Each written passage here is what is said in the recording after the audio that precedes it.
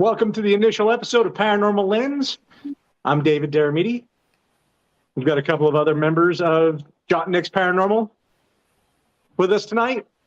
We got Chad as well, Chad Thomas, and Jamie Widener. Tonight's first initial episode is going to be about Ogopogo, the water cryptid from Lake Okanagan in British Columbia.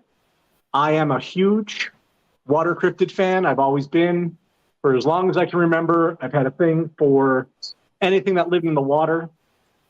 When I was a kid, forcing my folks to take me to see lakes and lochs that I would swear that I was going to see the Loch Ness Monster or Champ from Lake Champlain, or even as an adult when I was in the Army stationed up in Fort Lewis, Washington, just south of Seattle. We made the trip to Lake Okanagan and stayed in Kelowna, British Columbia. And I spent the weekend gazing out at the lake, looking for, hopefully, Ogopogo. I didn't get to see him, just like I didn't get to see Nessie and Loch Ness. I didn't get to see Champ at Lake Champlain or anywhere else I've ever been. But the possibility was always there. So this has been a passion for me, and it was the easiest project I've had to do thus far. So that's my intro.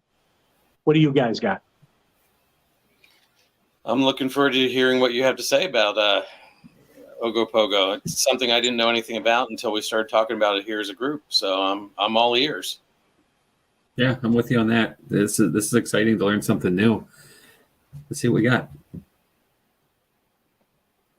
Well, Lake Okanagan is, like I said, in British Columbia. There are a number of towns along the lake that have benefited from the Ogopogo phenomenon, as it were. I again, am familiar with Kelowna and the tourism and everything else that goes on in British Columbia. So we are, if we want to look at the overall map, like if you want to back out to go to British Columbia, to give us an idea of actually where we are. If you see down there on the southern part, you can see Victoria and parts south, and you're into, south of there, you're into Washington State.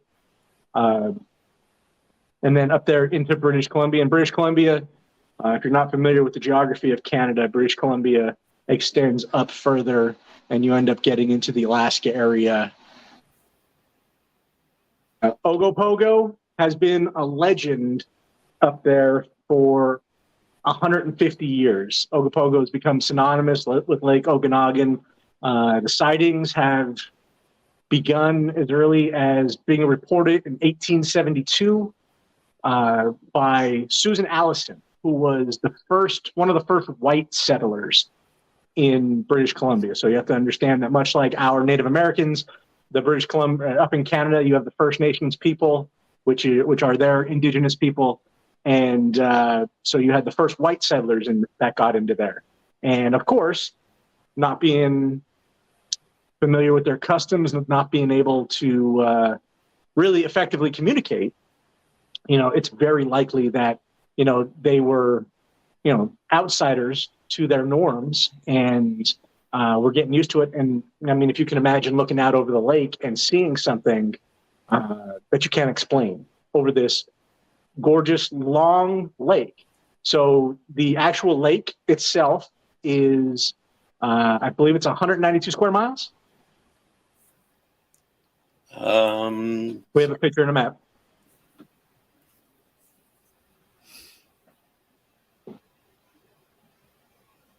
I'm sorry. There we go. All right. So we got 100. There's the map of it, and a very picturesque view of the lake as it is. It's a gorgeous, gorgeous area. If you have the means and you have the ability to actually go check it out, go check it out. If you like the outdoors, if you like lake activities and things of that nature, not just Ogopogo, by all means. The Tourism Bureau is robust. There's plenty to do. And if you look at the lake on the left-hand side, you can see that it's very long and very lean. So right there is the link to the tourism for Kelowna. Check them out, give them a look. Looking back at the lake, you can tell the lake is very long, but not very wide. I believe it's, 3 miles across at its widest point. So you can see across it. However, obviously you're looking 3 miles out, things will be, pretty small, pretty distant, pretty quickly. So 135 square miles, David, is the research that we've got on that. 135 square miles. Now, let's compare that to a reference point for the Americans watching this. So you have the smallest of the Great Lakes, which is Lake Erie, up here in the northwestern part of Pennsylvania. And Lake Erie is, I believe, right at 10,000 square miles. 10,000 square miles. So it's 1/10 the size of Lake Erie, and it's really not incredibly deep either, if I remember correctly. So that gives us an idea of the area, and so the waters of Lake Okanagan house this many-humped creature, and like the many-humped water cryptid is a classification of water cryptids that appear to onlookers as having many humps. Very, very literal. Ogopogo is reported to be 40 or 50 feet long, and to have a head like a horse. So, and with green or black, scaly kind of skin. And there's an example. I think this was a postcard from the Tourism Bureau or somebody up there. I don't know if that's an actual sighting or if that's an illustration of Ogopogo, but that's what we're talking about, the many-humped cryptids. Ogopogo is actually unique to other water cryptids. So let's take the history from the beginning. So 1872, Susan Allison has her first sighting. You have sightings from 1872 all the way up to a couple of months ago. All right, so that in 2023. So you're talking 150 years plus now, and more than likely headed off into the future. Some of the more notable sightings, there was a mass sighting in 1926, 30 cars on a beach. A bunch of people reportedly saw something in the water. Now, how do you explain that? Is it a mass delusion, or was there actually something out there? 1926, it wasn't like cameras were real readily available, so nobody has that cell phone photo of it, but that's one of the first famous sightings. There was a 1968 film by Art Folden that showed a large wake moving across the water. It's one of the best videos that has ever been taken of Ogopogo. And in 1978, Bill Stewick, it's a name much like my last name that I'm certain gets mispronounced all the time. Bill Stewick had a very life-changing encounter with Ogopogo. He was driving across one of the suspension bridges that crosses the lake, and he was in the middle of the bridge, and he saw this thing out in the water and had his first experience. He's had multiple experiences with Ogopogo, and he's actually the leading researcher or the leading, librarian on the fact. I'm stumbling across the word that I'm looking for, but he's the one that runs ogopogoquest.com. And he is the leading, foremost expert on it. All you have to do, he has a very unique last name. All you have to do is Google his name, and you'll get interview after interview with multiple news outlets. So he had his run-in with Ogopogo, which changed his life. And there's ogopogoquest.com. Give it, if you're interested in this particular cryptid, give this a look. There's pictures, there's photo accounts, there's personal accounts from both Bill and other witnesses, both, anonymous with you just using initials and full names as well. So other note, he's the man. When it comes to this, Bill is the man, and hopefully one day down the road, we might be able to get in touch with him and get him on to have a conversation with us about Ogopogo. Let's see. In 2018, there was some great camera footage. 3 sightings in 2018. in a 3-week span, and one included what may be the best video of the creature. But when I say the best video of the creature, as with many cryptids, you have just a ton of very blurry, very grainy, because you're not expecting to catch something. You're taking a picture of your wife and kids on the beach, and you look, and there's, a tentacle sticking out of the water, for lack of a better term, or something, in the nature of what we're looking at here. All right, so you can go years between Ogopogo sightings. There haven't been, as far as I can tell, there haven't been any violent encounters between humans and the cryptid. Versus, hearing people running into a Yeti or a Bigfoot in the Pacific Northwest, or anywhere else, or the Alba Twitch here in South Central Pennsylvania. So, like I said, Ogopogo has been fantastic for tourism. It's become synonymous with Lake Okanagan, and Ogopogo itself is actually unique to other water cryptids, other than being one of the many humped water cryptids. It's actually protected and listed as an endangered species by Greenpeace. So during the 1980s, for those of you that are old enough to remember, again, I am, because I got caught up in this craze as a kid, when it came to the water cryptids and just Bigfoot and UFOs. And, everybody, of course, everybody wants proof that these things exist. And the Kiwana I believe it was the Kiwana Tourism Bureau, offered $1 million for proof of Ogopogo. Well, Greenpeace stepped in and said, hey, you can't kill it. It's an endangered species. Video, photographs, proof of its existence. You can't capture, kill it. And you certainly can't kill it because it really is one of a kind. It got its name from a song in 1924. That's how long it's had its name. So it went 50 years without just having a name. And then a song was heard in the dance halls of British Columbia, with the refrain or the lyrics. His mother was an earwig, his father was a whale, a little bit of head and hardly any tail, and Ogopogo was his name. So that's where the name came from. Now, the indigenous peoples, and we get into this when you get into many of the water cryptids, the world, and across the country, is the indigenous people are always the first to have interacted with it.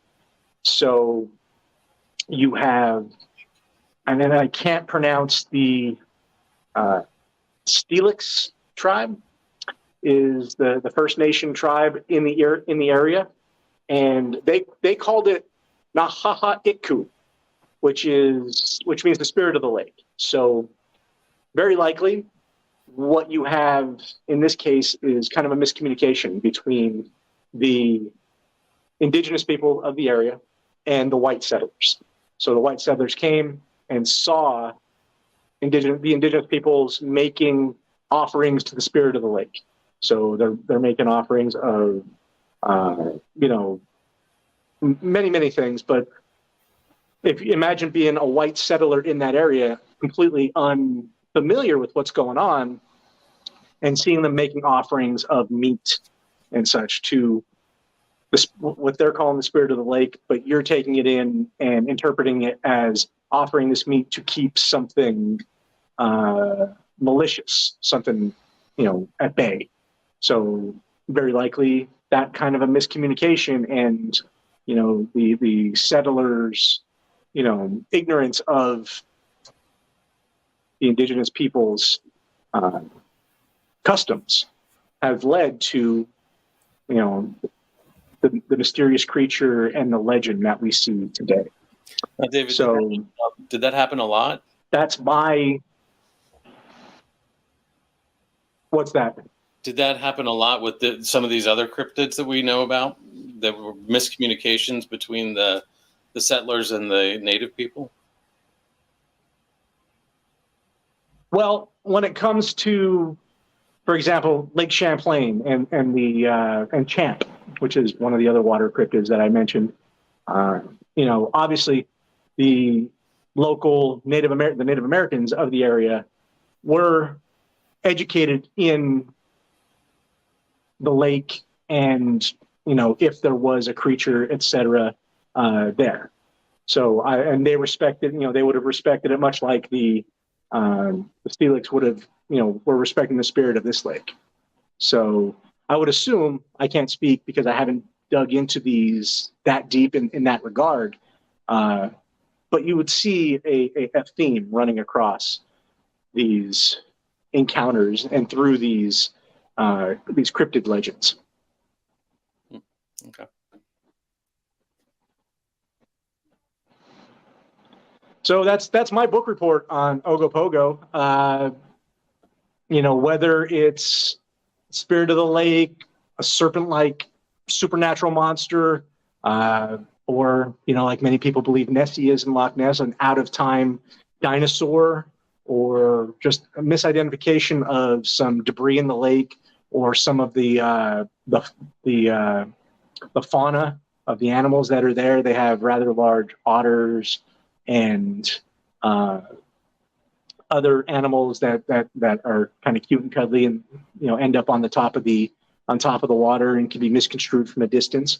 But when you read some of these encounters, there's individuals who are like, look, I looked down into the water and I saw something moving like a snake through the water, had to be 30 or 40 feet long as I watched it with this, reflective green and greenish black skin, and you see some of the pictures that, Bill Stusick, provides, and he probably has the best picture of the head sticking out of the water. It's incredibly interesting.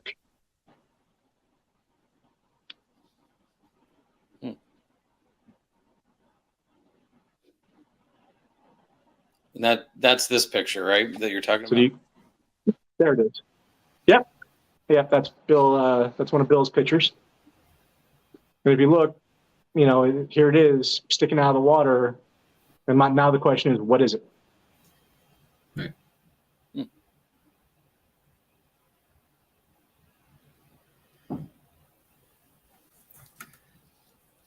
Well, as I was sitting here listening to this, I don't know. I would love to see it. Yeah, I agree. While I was listening to this, it struck me, and we are looking at, southern British Columbia. Lake Champlain is, if I'm not mistaken, northern New York State, and then on a line across the ocean, right. We've got Loch Ness that's kind of in the same, at least in the same climate zone, certainly northern hemisphere. It makes me wonder. I mean, obviously, they're all similar, right? So it could be association, because Nessie is the oldest, perhaps the most known because of the settling of Europe before North America. But, when we look at that, is it something that's the same all across, and it's just some kind of like you said, out of time animal, or something along those lines. But I'm wondering, looking at to do a little more research, I guess, to see if it is a similar climate zone, and perhaps there is something that's sustainable that way. The temperatures, all season are cooler, perhaps. Water temperature stays the same, doesn't really get too warm like it would in the closer to the equator. You don't have the fluctuation in variables. That's curious, and maybe we are onto something. I don't know if anybody's looked at that yet. And it's curious that we don't have a whole lot of water cryptids in South America. In Australia and in the southern hemisphere, the bigger continent areas. Well, you mentioned that. And number one, I wouldn't get in the water with anything in Australia. Everything in Australia is looking to kill you. You ever see the picture of the kangaroo the kangaroo with its head out of the water? Kangaroos are looking to kill you. I've had my butt whooped by a kangaroo. That's a whole other story for a whole other time. But the everything in Australia is trying to kill you. No offense to anybody in Australia watching, but every animal there is looking to kill you. However, you want to talk about water cryptids. Here's one in New South Wales in Australia. I'm not gonna be able to pronounce the name of the it's probably an Aboriginal name, Mirawela, the Hawkesbury River monster. The Daruk people told European settlers of enormous water serpents inhabiting the Hawkesbury River north of Sydney. The creatures had long necks, large bodies, tails, and were depicted in cave art. So it exists. They exist as far back, to be depicted in pictograms inside caves. Hundreds of reported sightings over the last 140 years as white settlers, got into the area. Then you have Champ. 1873 was the first sighting. That's when a railroad crew fled in panic after seeing a large serpent come out of the lake. 300 sightings since then. Let's see. There's one in China, the Tianchi monster. That's a lake monster. In July of 2002, about 200 people claimed to have seen it in a mass sighting. Again, the mass sightings intrigue me because is it a mass hysteria? It can't be a mass hallucination. They're seeing something. Right. Here's Nahuelito in Patagonia, Argentina. They're all over. And of course, Loch Ness. So we're strung out all across the world and all across the in all aspects of the globe. Excuse me. Okay. It's interesting. So in your research on this and your experience and knowledge with water cryptids, are these seasonal sightings? Like I think of lake activity with people being more, warm weather, but is this something that happens, in the sightings that are documented at least all year long? Or is it, because we have higher activities, we see things more like spring, summer, fall, the seasonal weather, we're out there on the water? Well, if you ask Bill, who again is the expert, he will tell you that there is a specific season for Ogopogo sightings. Oh. I believe it's August through October, which would coincide, if that's the case, if I'm not mistaken. I saw an interview with him today where he specifically said the season where you're most likely to possibly run into the creature. And he had a specific season. I think it was like that fall time, which if you look back at the tourism photographs that Chad had put up a while ago, you could imagine what fall looks like in that part of the world. Sure. So that would probably be the most heavily trafficked time for the lake, other than the summer. Summer and the fall. Everybody's getting out wanting to do lake activities. But like fall time there, I'm certain is probably just as robust as tourism in upstate New York. Okay. I get one more question. And another. Go ahead. Sorry. Go ahead. No, well, another piece of another really interesting thing is the statue. We saw the picture last night, and we all had a good laugh about the statue because these divers are pranksters, and so what did they do? They created this big Ogopogo statue and then sunk it in Lake Okanagan. And then if you don't know where it is, could you imagine what it's like to roll up on a statue of a sea monster in the middle of the lake, in a lake where there's rumored to be a sea monster, like something living there. And I showed, there's a very famous picture of another statue like that. There it is.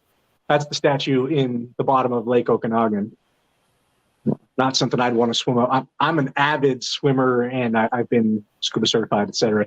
And, not something I would, there are very few things bigger than me that I would want to run up on underwater, and a statue of this magnitude, it just joins the list. Yeah, that would shake you up a little bit. Yeah. So, Jamie, what are your thoughts? Do you think it's a real or not real? Well, I have another question, and bear with me because I'm going on a fuzzy memory of a documentary I saw many years ago on Loch Ness, and they were obviously it's a large lake, it's similar the size, stature, but there were connected waterways to act as access to come in and out. And I know Champlain is connected as well. My question, having been on site is, what's the tributaries to this lake that creates what it is? Are there ways for something that could come and go? And where would it go? Is it an outflow to the ocean, with proximity, or is it just a river? How did something that big get there, in the first place? And how could it come and go if it needed to or wanted to? Right. I think that more so than Loch Ness, because you're right, Loch Ness does have interconnected waterways. And as they send those deep sea submersibles down to actually map the bottom of the loch, you see that it is interconnected with other bodies of water.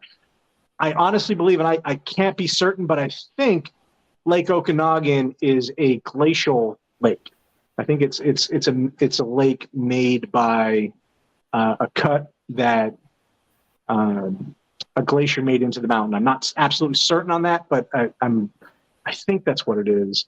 And I also believe there is an island with a cave system, I think, in the middle of the lake.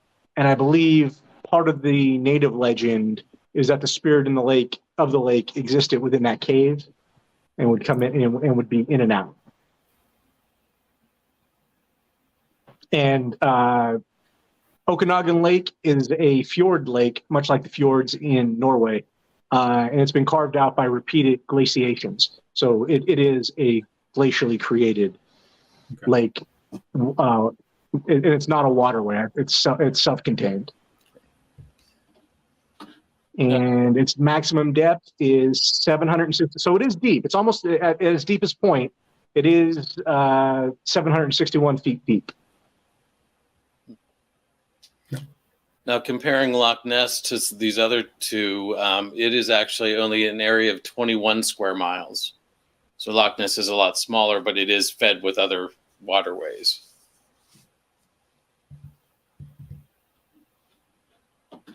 Right. Interesting.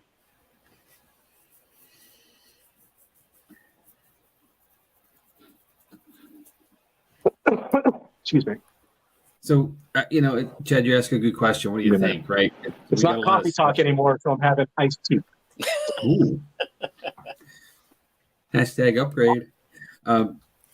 You could have had tea in your coffee before. You never know. But you guys know me. I'm skeptical about stuff. I want to see some proof. I want to be able to touch, taste it, or feel it. Hear it.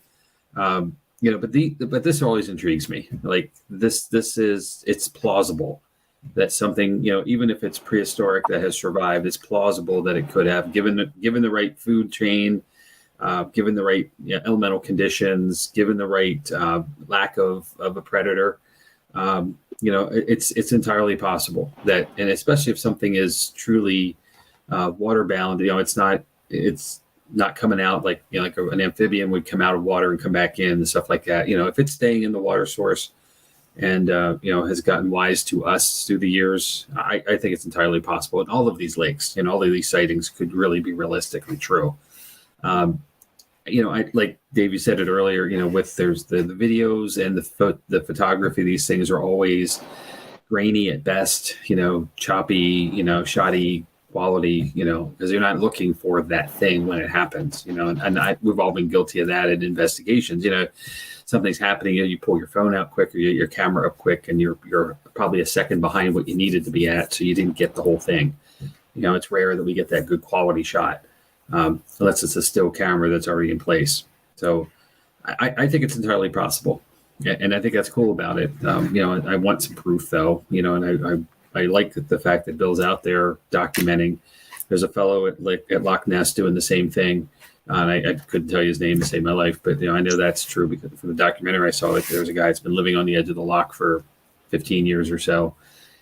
Every day out there scanning the loch. Sorry. So I want to believe it. I really do. So I think yes. I think I'm on the same page as you, Jamie. So there is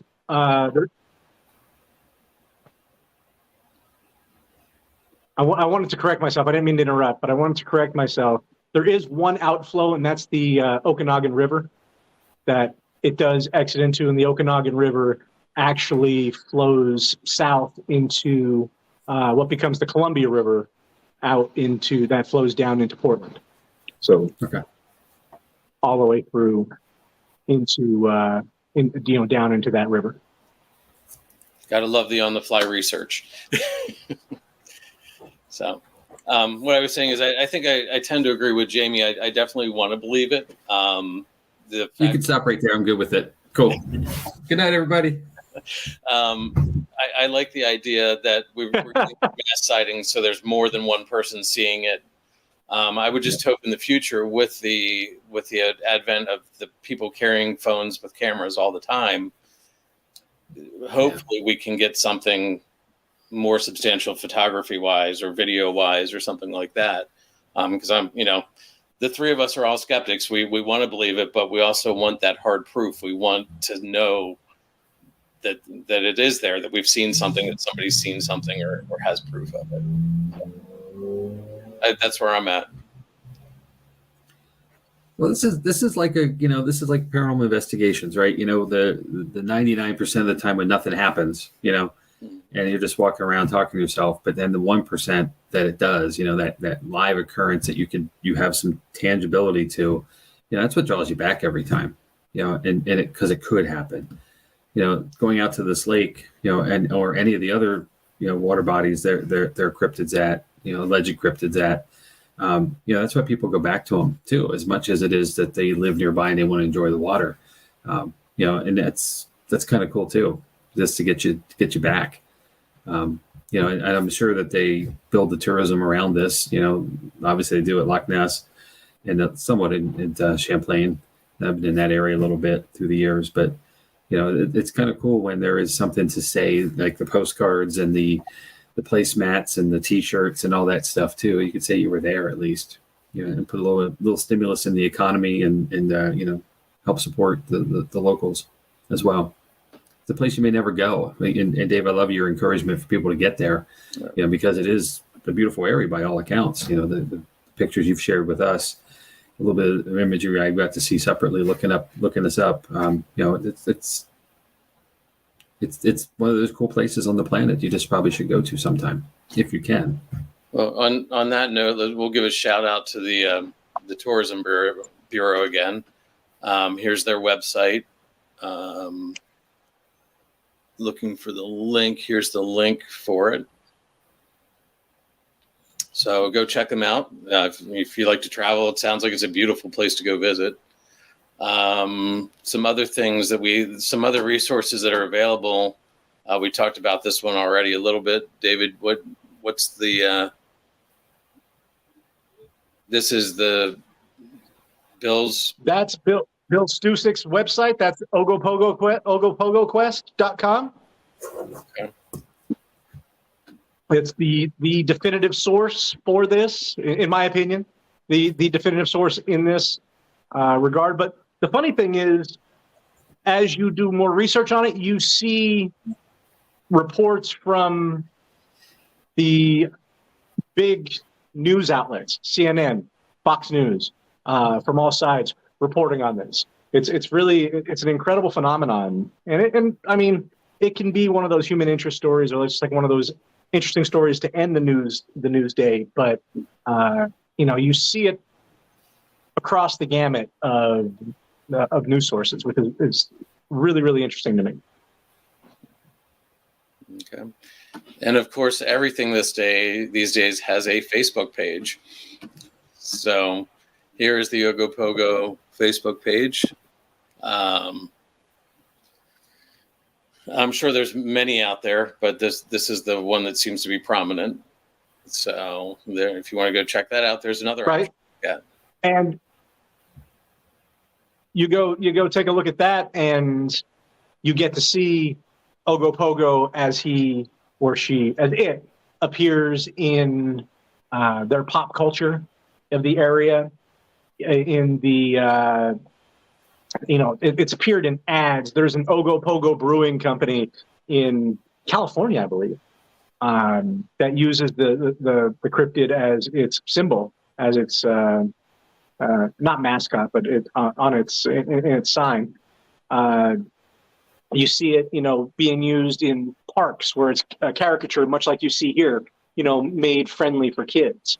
So it's become ingrained and just as much a part of Lake Okanagan as the indigenous peoples and their history are a part of Lake Okanagan. And I want to also point out that when you go to Kiwanis, you go up into this area, embrace the local history, embrace those indigenous peoples' culture and such, because that's how that ends up sustaining itself.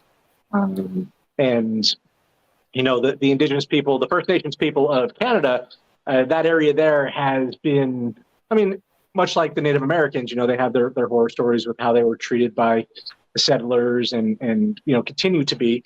And I have a big past in true crime podcasts and stuff like that.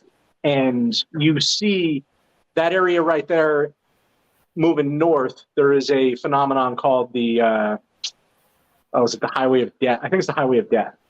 And it's just this long branch of, I forget what highway it is, that runs up into Alaska, that there are just disappearances and killings of all these people along it, and most of it's indigenous people, indigenous women specifically.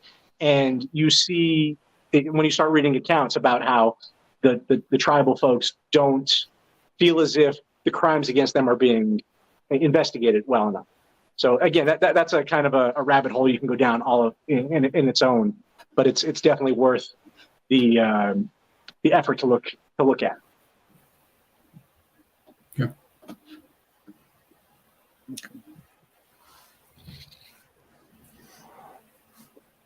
Well, it's definitely an interesting story. I'm obviously a big fan, and we got you guys. We got you guys' your opinions on it. So, is there anything else we want to add to the conversation? Well, what do you think? This is your story, right? So you're the subject matter expert. And I think I know where you're going to go here, but where are you at with this? I believe that this is likely honestly, in my heart, I believe it's a misinterpretation of what people are seeing. I don't know if there is actually a creature running around out there, but there may be. But in my opinion, from the things that I've seen, I can't explain the pictures, I can't explain the witnesses, and I can't explain the experiences. But as I always do, even with other paranormal phenomenon, I lean toward Occam's razor, where the simplest answer is the answer. And to me, it's more likely a group of otters, causing a wake, or a group of sturgeon causing a wake, than it is like an out of time, plesiosaur, like many people believe Nessie is, etc. Yeah.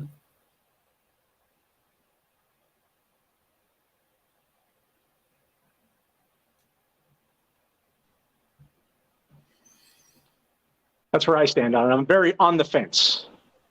Okay.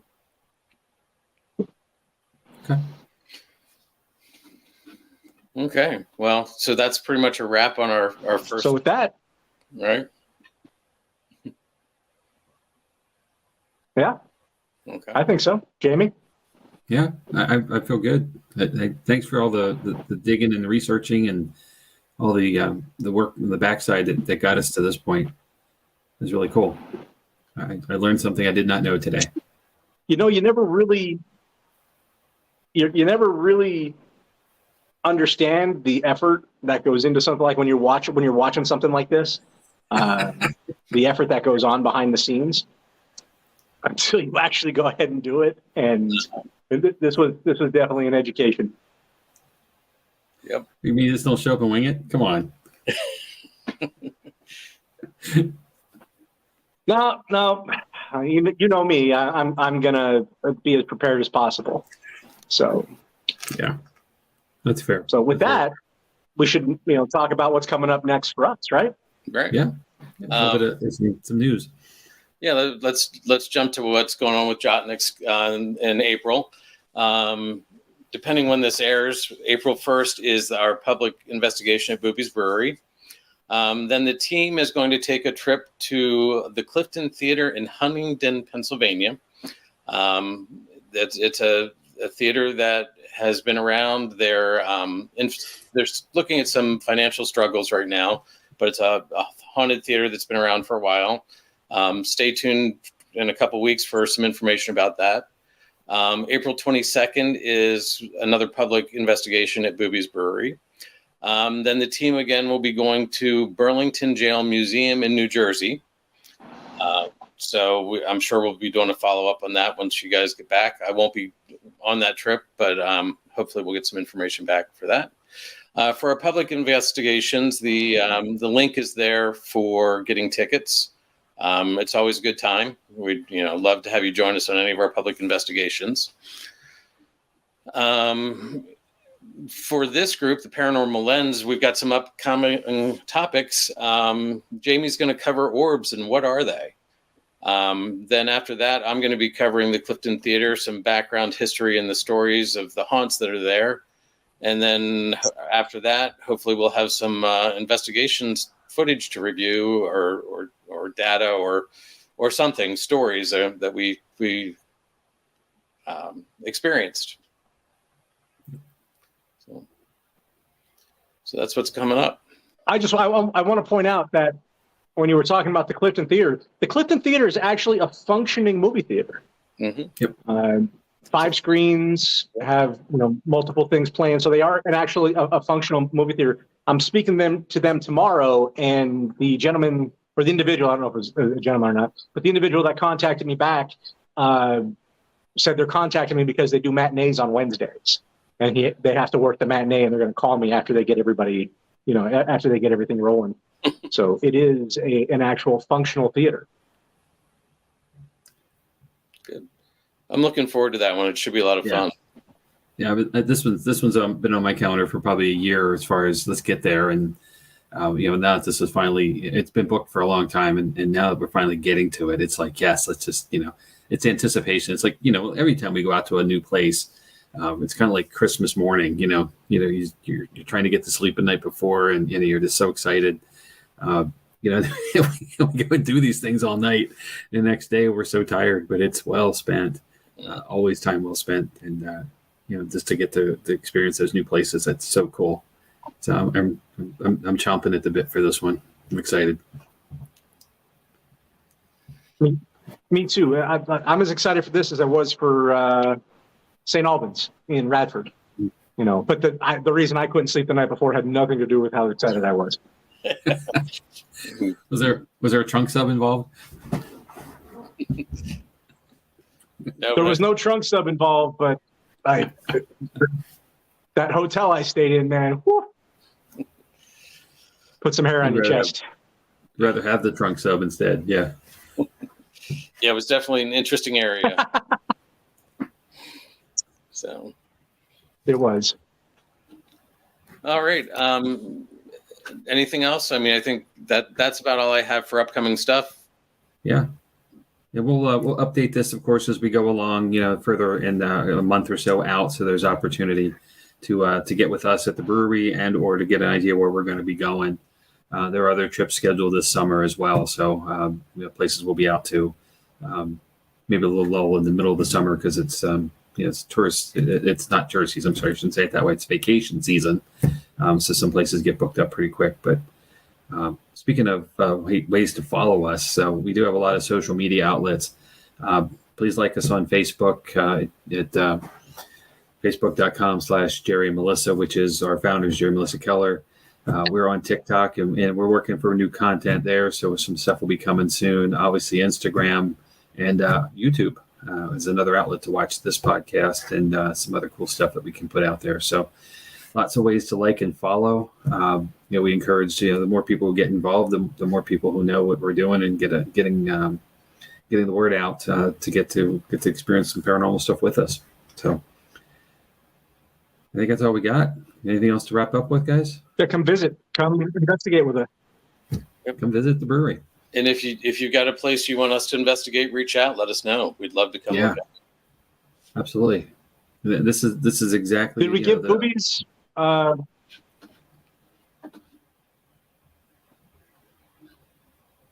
we go. Did we give boobies information?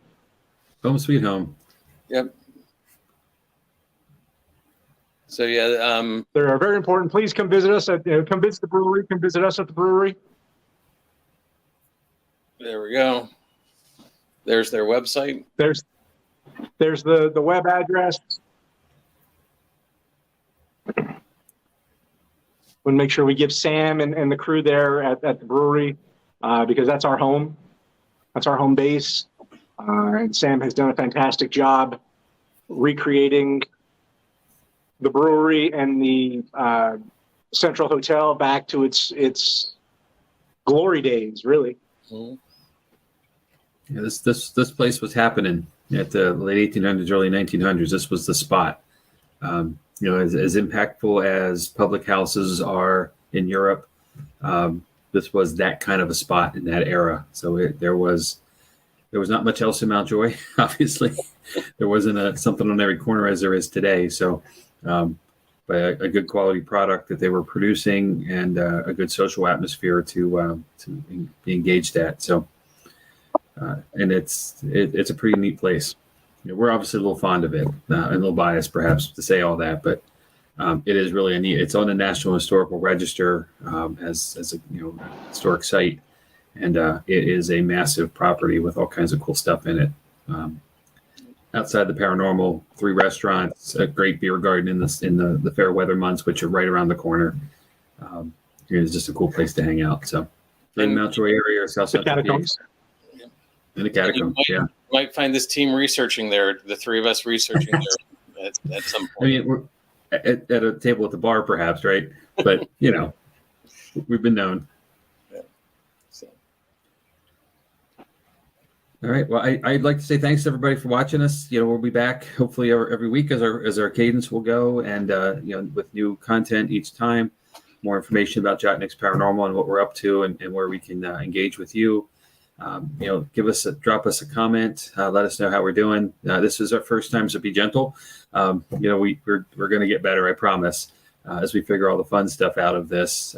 But it's exciting, and we're looking forward to engaging more of the people who follow us and enjoy the paranormal with some great content. So, thank you.